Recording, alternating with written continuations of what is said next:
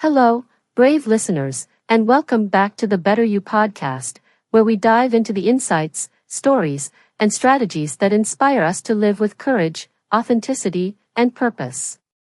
I'm Unique, your host, and I'm so excited about today's episode because we're exploring a book that challenges us to embrace vulnerability, overcome shame, and truly live wholeheartedly. That book is Daring Greatly by Brené Brown.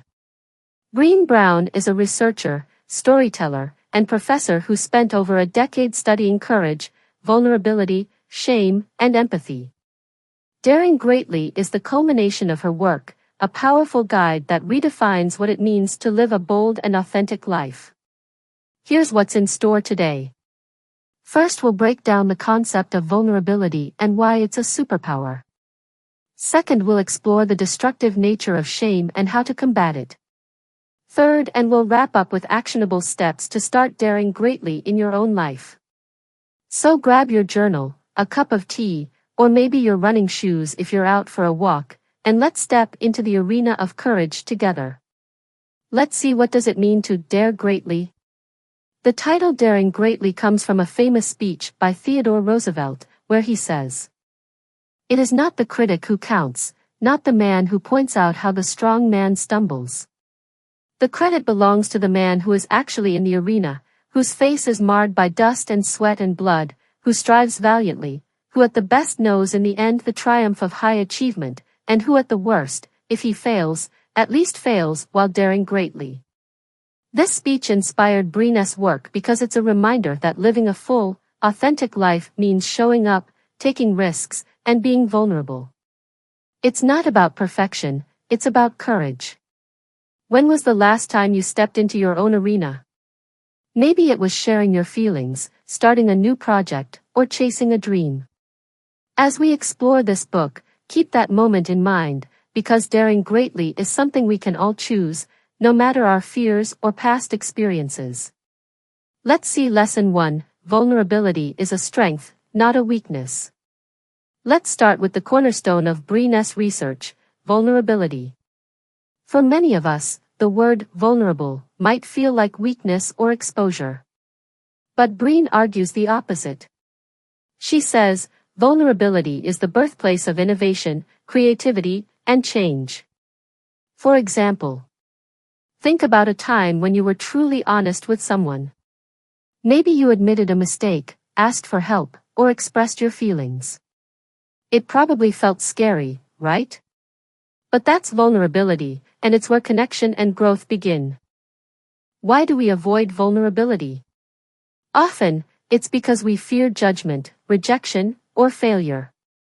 But the truth is, when we protect ourselves from being vulnerable, we also shield ourselves from joy, love, and fulfillment.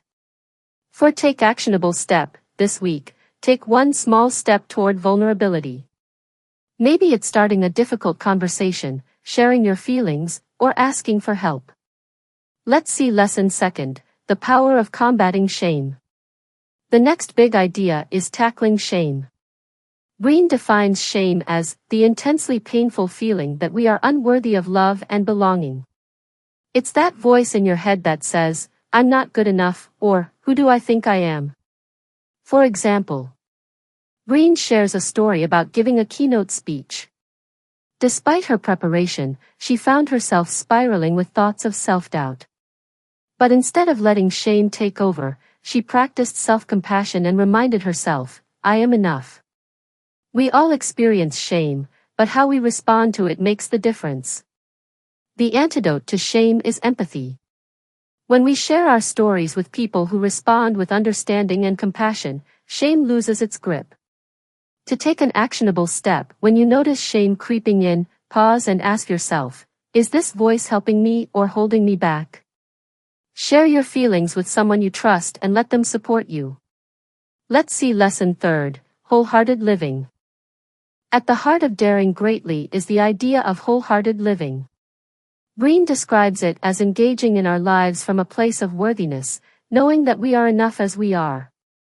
Key practices of wholehearted living.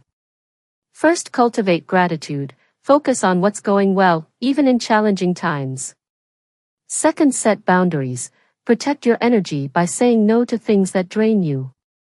Third, let go of perfectionism. Embrace imperfection as part of being human. What does wholehearted living mean to you? Is there an area of your life where you're holding back because of fear or self-doubt? To take an actionable step. Write down one way you can show up more authentically this week, whether it's at work, in your relationships, or in how you care for yourself. Let's see lesson 4th, the arena mentality. One of my favorite metaphors in this book is the idea of stepping into the arena. Brené says, if you're not in the arena getting your ass kicked, I'm not interested in your feedback.